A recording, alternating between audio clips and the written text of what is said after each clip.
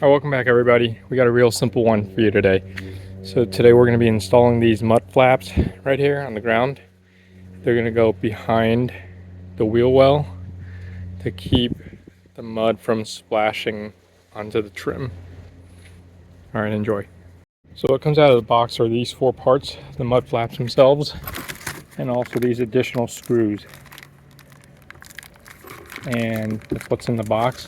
And what we'll have to do is we'll have to go in here and probably remove a couple of these bolts and trim nuts and integrate them into the back of the wheel well.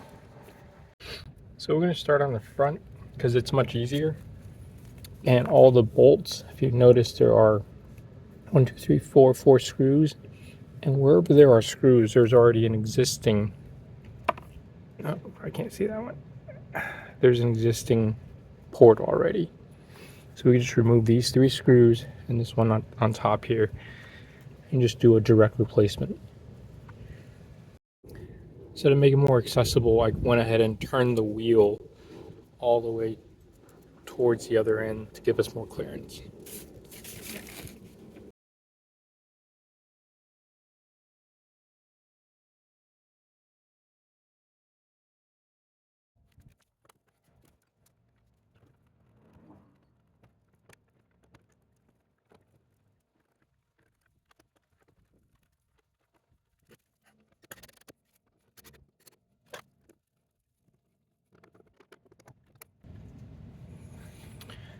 So there, that's it for the front and left. Got to repeat the process on the right hand side, and then we'll continue on with the rear installation because it's a little bit different. So as a side note, while installing this gadget, you notice the tire right here, the polyester lining is showing. So there's uneven wear on this tire, and it's probably time to get a new one. So we'll just take that to the tire place. So for the back side, it's a little more tricky because we want to do it without having to remove the tire, and you know, there's not much clearance to stick our power drill in there. Furthermore, if you notice, we have a holding kind of bar right here, but over here it's kind of open.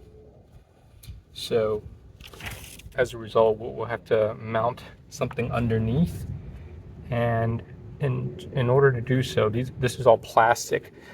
It has those clip washers where it kind of helps and reinforce the system. But essentially it's just 3 screws, but 3 screws of a different variety. These 2 are pretty straightforward. This bottom one right here, we'll have to attach a metal clip to and secure it. Alright, we'll just let the work show for itself. Alright, here we are back at the rear wheel. So I was mistaken, there are actually 4 screws. So here's one.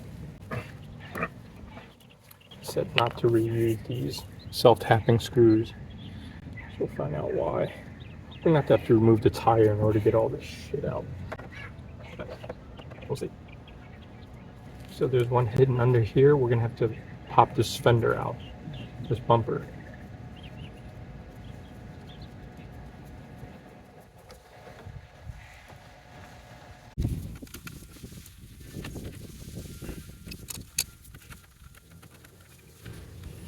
There's another one underneath here. I can't really show you, but it's down there.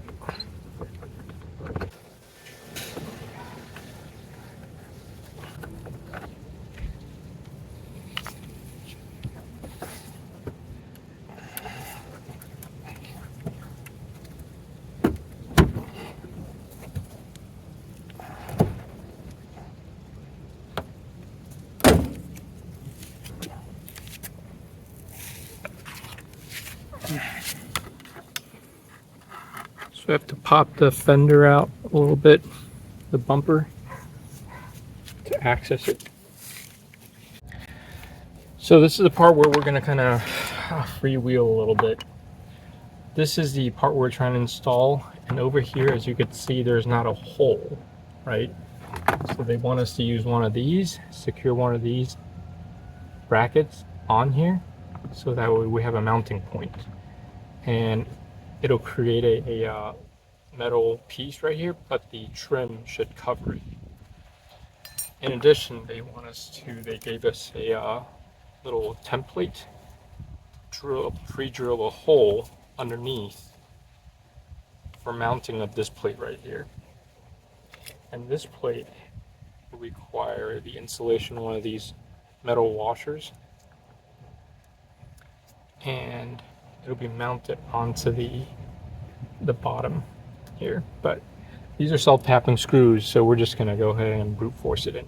I'll take a moment to elaborate on this bottom part. If you notice the bottom here, when we slide it in, it won't be a direct mount like this. We actually have to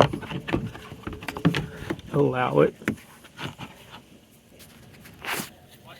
to go behind here like this. Alright, so just to show you the steps involved.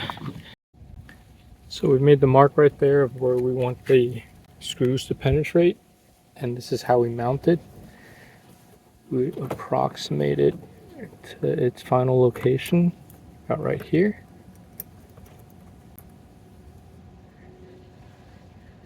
Alright, about right there.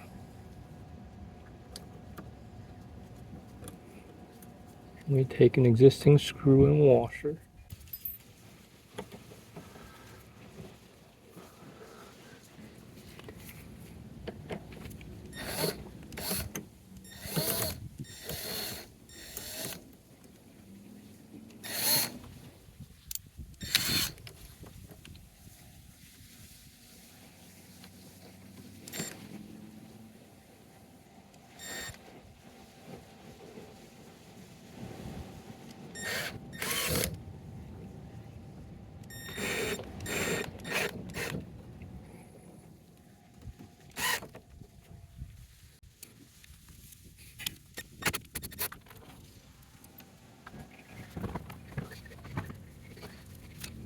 So for the next step, we have to use that template, because you notice on here we don't know where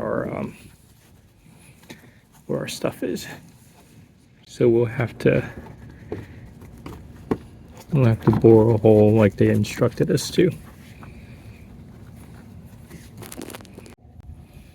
I couldn't make heads or tails out of this stupid jig right here, so we're just gonna go ahead and brute force the hole.